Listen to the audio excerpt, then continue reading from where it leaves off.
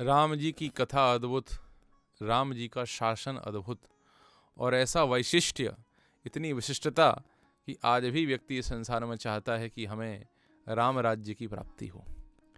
किंतु इस राम राज्य का आधार कौन है? आज के इस कलह के युग में, आज के इस टूटते रिश्तों के बीच में जो राम कथा है, राम जी की महिमा है, राम लीला है, रामायण है, बड़ी ही प्रासंगिक है। तो ऐसे समय न केवल मंदिर बल्कि राम जी की जो शिक्षाएं हैं, उनका जो जनमानस के जीवन में जो योगदान है वो बहुत ही महत्वपूर्ण हो जाता है। राम राज्य की बात करते हैं तो राम राज्य के आधार कौन है? जहाँ एक और हम महाभारत में देखते हैं कि दो परिवार राज्य के लिए झगड़ा कर रहे हैं, वहीं राम जी का अद्भुत चरित्र, यदि इतनी अनिश्चितता हमारे जीवन में आ जाए, आपको पता चले कल आपके लिए अपॉइंटमेंट लेटर आने वाला है, आपको आईपीएस के रूप में आपकी पोस्टिंग होने वाली है और रात में ही आपको पता चले कुछ ऐसी परिस्थिति हो गई है, आपका अपॉइंटमेंट तो छोड़िए, वो जो भर्तियां हुई थी वो सारी की सारी भर्तियां कैंसिल हो गई। मुझे लगता है कि बहुत सारे लोग डिप्रेशन में चले जाएंगे। हमारे राम जी को जब पता चला कि उनका कल अभिषेक होने वाला था, लेकिन आज पिताजी ने माता को इस प्रकार से वचन दे दिया कि अब आपको 14 वर्ष के लिए वनवास जाना है, बिना किसी शोक के राम जी ने उसको हर्ष से स्वीकार किया। ये राम जी की महिमा है। तो कोई कह सकता था अच्छा भैया जा रहे हैं तो व्यापार व्यवसाय हम संभालेंगे, हमें शासन मिलेगा। 14 वर्ष का वनवास राम जी को प्राप्त हुआ था। न माता सीता को जाने की आवश्यकता थी, न लक्ष्मण जी को आवश्यकता थी। लेकिन जहां जिस परिवार में लक्ष्मण जैसा भाई के प्रति सेवाभावी व्यक्ति होता है, वहां पर राम राज्य संभव है।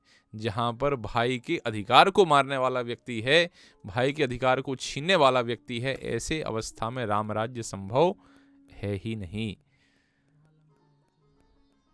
तो लक्ष्मण जी जो हैं, लक्ष्मण जी सेवा के प्रतीक हैं, बिना किसी स्वार्थ के जो सेवा करने के प्रतीक हैं वो लक्ष्मण जी हैं, जिनके आधार राम जी हैं। इस प्रकार का भाव जब होता है तब राम राज्य संभव है। माता सीता अपने स्वामी की शरणागति का प्रतीक हैं। ऐसी सीता जो अपने पिताजी के राजमहल में पल पोष कर बड़ी हुई थी, ऐसी सीता अपने पति के साथ वन में साध्वी की वेशभूषा में जाने के लिए तैयार हो जाती है।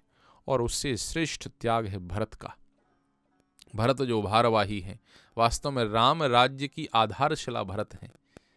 आप उस पुत्र के विषय में विचार कीजिए जिस पुत्र को उसके पिता ने अपने अंतिम संस्कार से ये कह करके वंचित कर दिया है कि सारी समस्या की जड़ हमारा वो वाला पुत्र है।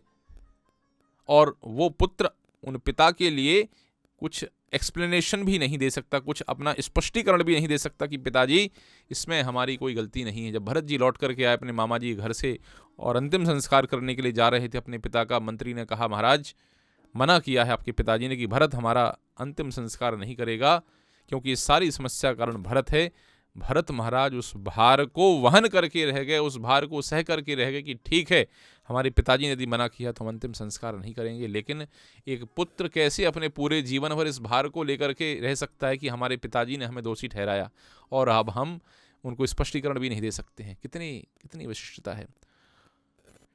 सारे रघुकुल के लोग, सारे अयोध्या के लोग दोष दे रहे थे भरत के लिए कि ये दोष भरत का है, भरत ने गलती की है, भरत के लिए हमारे प्रिय राम को वनवास जाना पड़ा।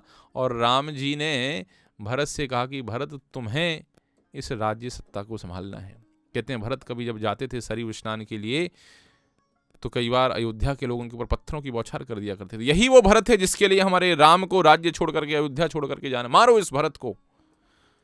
आपका कोई इतना अपमान करे, इतनी अवज्ञा करे, इसके पश्चात आपको उसी राज्य के लोगों की प्रसन्नता और सुविधा और कल्याण के लिए कार्य करना हो तो मुझे लगता है कोई स्वीकार नहीं करेगा।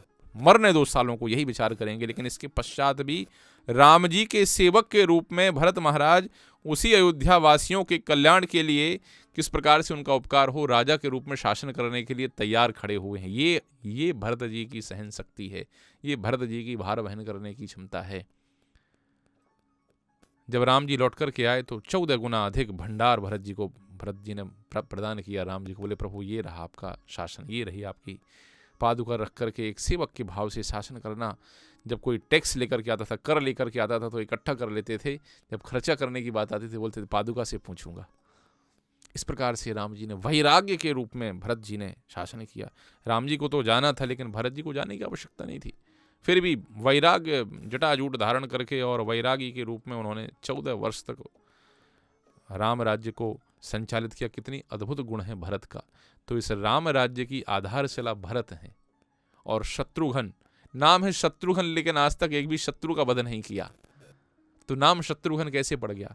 वास्तव में शत्रुघ्न इसलिए हैं कि जो व्यक्ति के अंदर जो भावना होती है प्रतिष्ठा इत्यादि प्राप्त करने की, हर व्यक्ति चाहता है कि हम बड़े व्यक्ति से जुड़ना। बड़े महाराज जी कहाँ गए? बड़े वाले संत जी कहाँ गए? हर व्यक्ति उनसे जुड़ना चाहता है। लेकिन शत्रुघ्न के अंदर जो राम के बजाय जो भरत की सेवा का भाव है और जो इस प्रकार से प्रतिष्ठा इत्यादि प्राप्ति की जो इच्छा थी, उस इच्छा रूपी शत्रु का जो वध करने वाले हैं वो शत्रुघ्न, अर्थात बिना किसी स्वार्थ के, बिना किसी प्रतिष्ठा की आकांक्षा के जो व्यक्ति भगवान की सेवा में उनके भक्तों के माध्यम से लग सके, उसके प्रतीक हैं शत्रुघ्न जी। और इसलिए जब यहाँ पर ये चारों प्रकार की लक्ष्मण जैसी सेवा भावना, भरत जैसा भार वहन करने की क्षमता और शत्रुघ्न जैसे शत्रुओं का वध, आंतरिक शत्रुओं के वध करने की जहाँ पर व्यवस्था होती है, जहाँ पर प्रक्रिया होती है, जहाँ पर वातावरण होता है, वहीं पर राम राज्य की आधारशिला तैयार होती है।